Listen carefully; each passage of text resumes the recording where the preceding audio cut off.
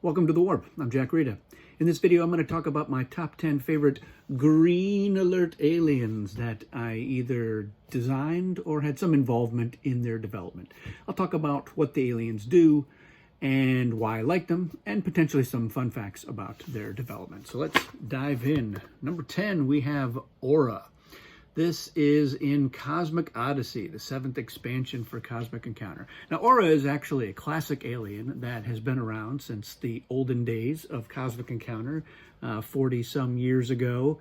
But the original effect was maybe not everyone's favorite effect. The original Aura, the way it worked, is everyone in the game except Aura played with their hands face up, so everyone could see what everyone else had. When you got to basically which was the planning phase, you could pick up your hand and then you could choose what you're going to play. It was maybe a little bit too much information. It's one of those aliens that, you know, if Mind was in the game, Mind would be like, well, I guess I can use my alien to look at Aura's hand, but everyone else is going to have all the same information that I have about everyone else's hand, including my own. So it was probably a little bit too much going on. So I came up with some way to still capture some of what Aura originally did, but in what I think is a little bit more of a manageable mode. So the new Aura, Power of Honesty, as a main player, before ships are launched, you may use this power to place a card from your hand face up on this sheet. So this Aura is revealing something from their hand. Each other player with a colony in your system, or in whose system you have a colony, must reveal from their hand all of the cards that are of the same type. So if you reveal an attack card, everyone has to reveal all of their attack cards if they have a colony in your system or if you have one in theirs. If you reveal a negotiate, you'll see how many negotiates those players have. If you reveal an artifact, you'll see all their artifacts. Cards revealed by this power are not in the hands of their owners and cannot be played. At the start of the planning phase, all of these cards are returned to their owners' hands. So there is a little extra kind of a bonus effect there that between the Destiny phase and the planning phase, any cards that could be played during those phases that are revealed because of your power can't be played. So a lot of times it's not really going to have much effect. But every once in a while, there are some flares that and even potentially some artifacts that will not be playable by those players. So that's Aura. I enjoy that alien quite a bit now, especially because of how it now works, and so I think it's a much better alien. Number 9 is Tentacle. This is also from Cosmic Odyssey. This is a real simple alien as a main player or ally. After counter cards are revealed, use this power. Choose one revealed encounter card that has a numerical value and add each of the value's digits to that size total. So for example, if you reveal a 15, you're going to add a 1 and a 5 to the card's value for a total of 21. So pretty straightforward. When I was doing the aliens for Cosmic Odyssey, I wanted to make sure that there were plenty of green alert aliens, especially ones that didn't have to have 3 paragraphs of tiny text to be able to explain what it is that they do. So this is pretty straightforward. The power of appendages, and it's all those extra digits that get added in there. So it's useful as an ally. It's occasionally what you're adding to the encounter total probably won't be that much, but look, you're turning an attack 9 into an 18, so it could be a pretty good advantage. Real easy to play with. All right. Another alien from Cosmic Odyssey, and that is Decoy. And you'll notice here that the artwork of the Decoy, it's kind of like a duck. It's more like a peep, but that's what the Horde alien has going on as one of their things, which I thought is a fun Easter egg there. So the Decoy, the power of contingency. As a main player, before encounter cards are selected, you may use this power to play an encounter card face up on this sheet. During the reveal phase, after you reveal your normal encounter card, you can choose to swap the encounter card on your sheet with the one that you revealed. And after the encounter, your opponent decides what to do with the card that's on the sheet, either the one that you originally played and didn't swap or the one that you swapped there. Either they can take it, they can discard it, or they can force you to keep it. So here's why I like Decoy. you can say, hey, let's make a deal. And then you can play and negotiate face up on your sheet to at least let your opponent know that you definitely have a negotiate and are more likely to do it. And if it turns out they did not reveal a negotiate, well, then you can fight it out however you want, or you can say, oh, it looks like I'm not going to win this encounter, so I might as well get some compensation out of it and do a switcheroo then. You can also do it to sort of say, all right, I'm going to play a card that has a higher value than maybe what I need, and then play a lower one, and you can switch that around if you want. But the trade-off, of course, is anytime that you don't use a particularly good card, your opponent might get it. But I also like to use that as an incentive. So I'll play a card, maybe like a 15 or a 12, and say, or a reinforcement. Actually, it could be an encounter card, right? Yeah. I'll play a pretty good card though, and say, hey, this could be yours if we can work something out. So it's another way to get into a deal situation there with Decoy. So I like the flexibility that it gets. It's pretty straightforward. You're playing 2 cards. So a little similarity to Oracle in that regard, but I think it's got some more usability in my opinion. So, all right, next one, another alien from Cosmic Odyssey, and that is Inferno.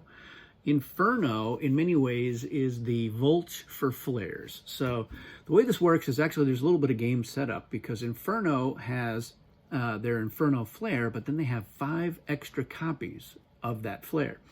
And you're going to shuffle those flares into the deck after everybody's hands are dealt. You have the power to flare. After another player plays a flare and attempts to return it to their hand, you may use this power to take it instead. When you have no encounter cards and would discard your hand to draw a new one, reveal any flares in your hand and then set them aside, draw a new hand, and then add those set-aside flares.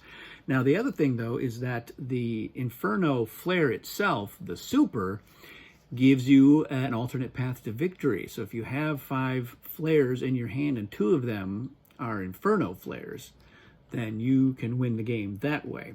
The other thing is that the wild effect for Inferno, in many ways, is like let's guarantee the win on this encounter, but then you're giving that flare to Inferno if they're in the game. So and you can also involves discarding more flares. So Inferno, anytime you play the wild, you're really running the risk of setting Inferno up to win. So you're probably only going to play that when you're desperate for a win. And Inferno is counting on that. So I really enjoy that. I really like the artwork too. It's just a lot of fun. I enjoy that alien quite a bit. All right, let's move on. And let's have another Cosmic Odyssey alien. So this is kind of an Odyssey fest. I did add a lot of green alert aliens, and so these are all greens. This is Guardian. Guardian is an ally-only alien. As an ally, after encounter cards are revealed, you use this power to change the value of your ships in the encounter for totals. Each of your ships is going to be worth the number of ships that the main player on your side has in the encounter. And it gives you an example. If the main player has 3 ships, then each of your ships is worth 3 ships. So I like to, when Guardian's in the game, I encourage the main players to say, look, send 4 ships, bring me along, and then I'll send 4, and I'm actually adding 16 to your side. And that's a pretty good offer. People are happy to take that up. So Guardian gets a lot of invitations to be an ally. You want to have Guardian on your side, otherwise you're going to be playing against Guardian. But it does require that those players bring the extra ships into the encounter. All right, we're finally going to have an alien that is not from Cosmic Odyssey. So this is Pygmy. Pygmy came in Cosmic Alliance.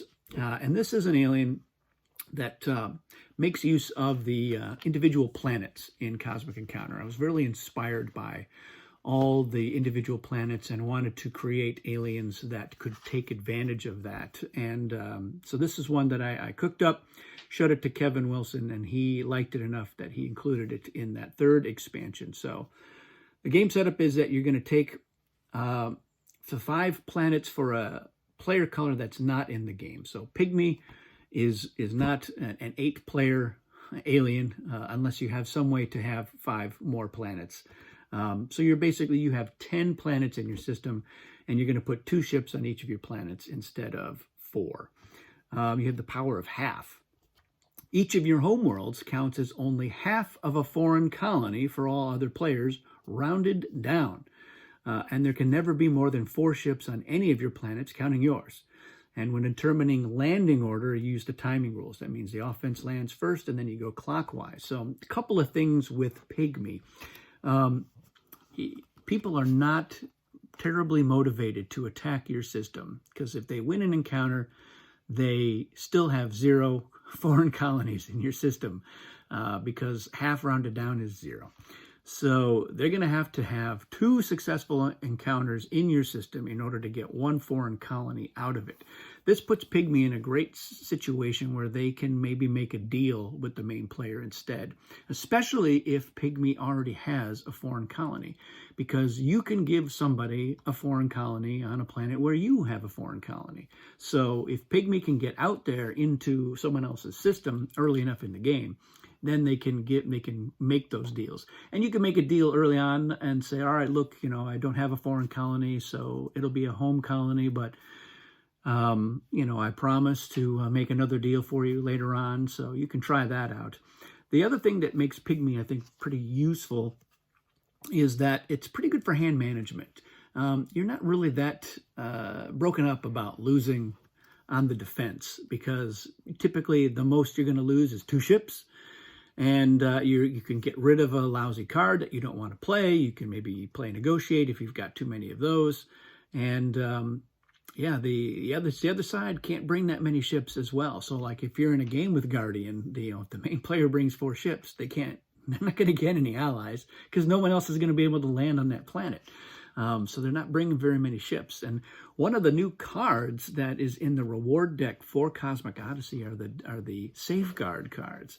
And that lets you shoot off ships from the other side before the encounter totals are settled. So if you're Pygmy and you play one of those, there's probably not more than 4 ships to begin with. Maybe there will be. Somebody might be like, I'll bring extra ships, and then, they can return home. But a lot of times, you probably don't have that many allies working against you. So, I enjoy Pygmy. It's a lot of fun to play. It's fun seeing all 10 of those planets out there with all your ships spread around. So, I really enjoy that one. The next alien is Laser. And Laser came in Cosmic Dominion.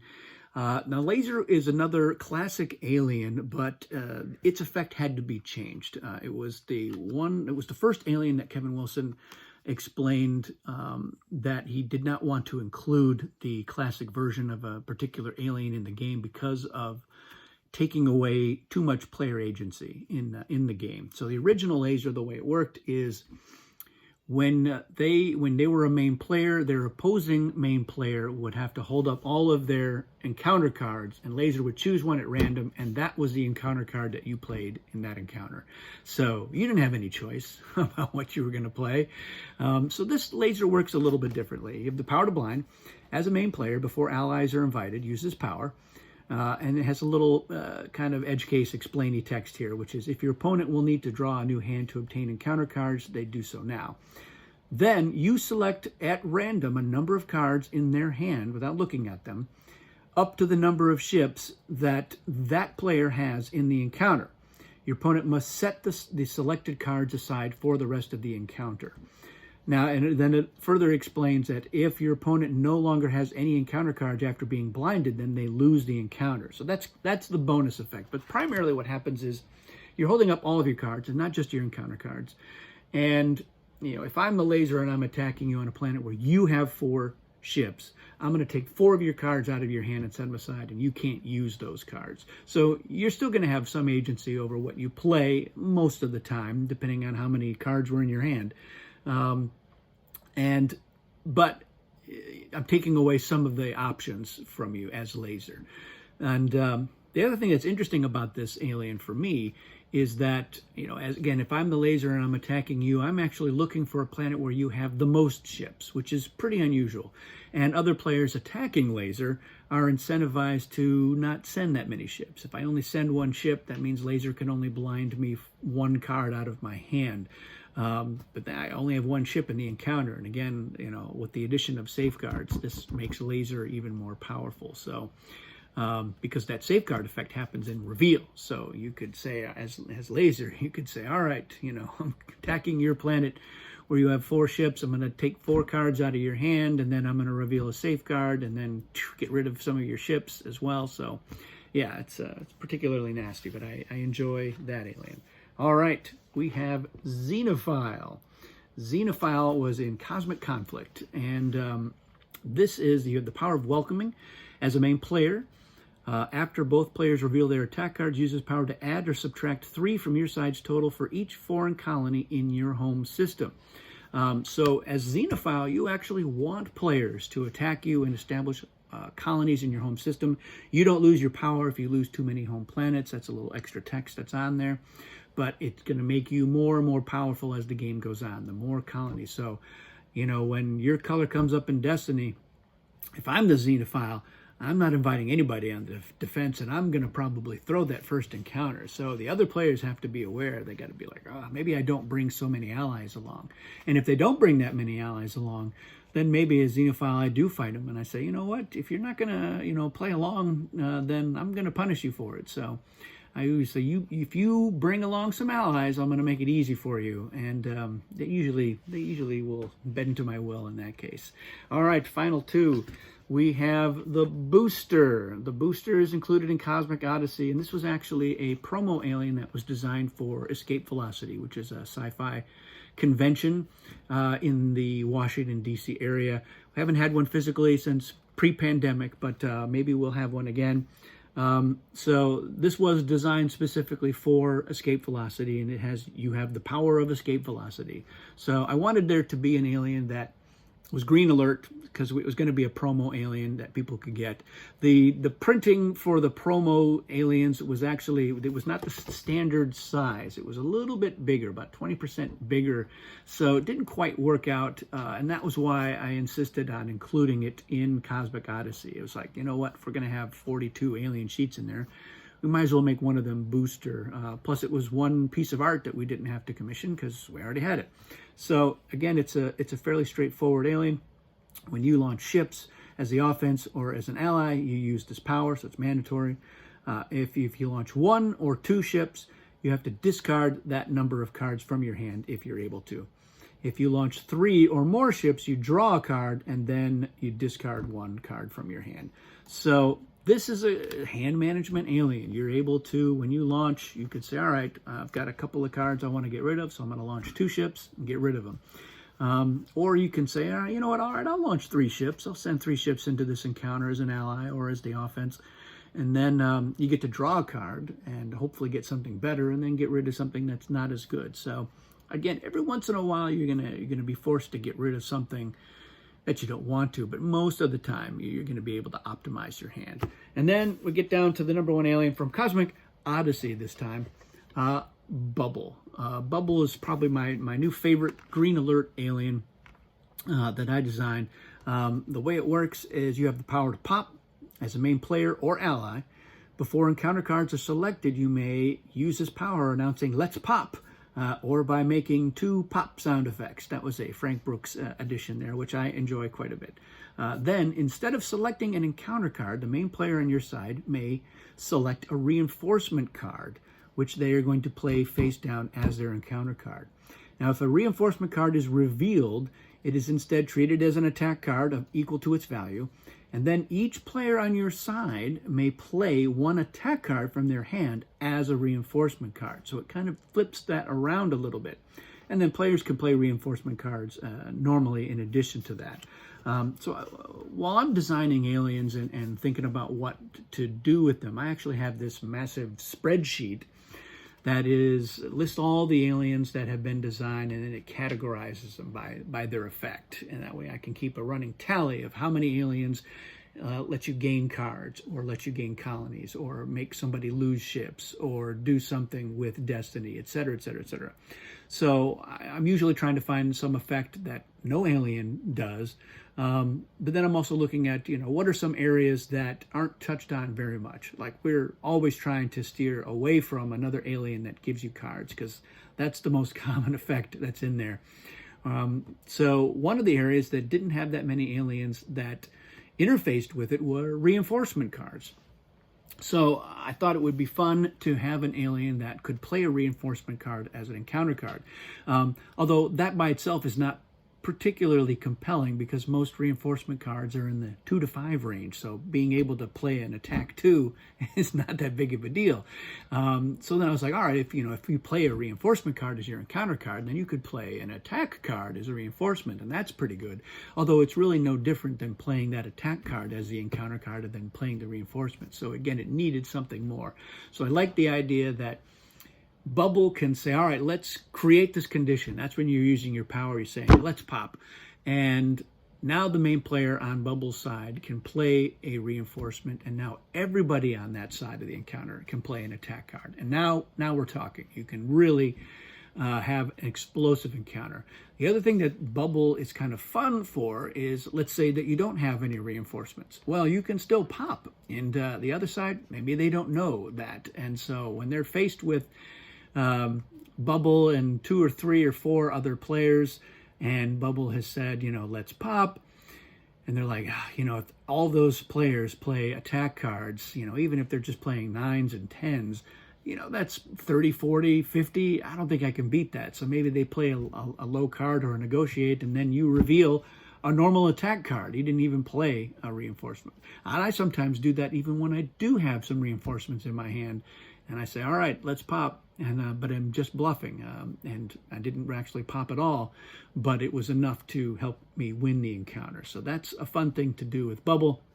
And of course, if I'm Bubble, I'm trying to get into a deal situation, and I'm trying to get those reinforcement cards, because I'll say, look, give me some of your reinforcement cards, and I promise to use them to pop on your side of an encounter when you need me to. And of course, those promises are not binding, but I'm a man of honor, so I try to stand by those as much as I can, until I can't. So that's how that works out. So there you have it. Those are 10 green alert aliens that I was involved in some way. And it's been a privilege for me to be able to be so involved in my favorite game, designing aliens and furthering the play of Cosmic Encounters. So let me know, what are some of your favorite green alert aliens? It doesn't matter if I design them or not, or what you think of these aliens and why I like them. And thanks for watching. We'll do more of these videos. I'll be doing yellow alert aliens that I designed, red alert aliens I designed as well, and then some other videos similar, because you can't have enough Cosmic Encounter. Thanks.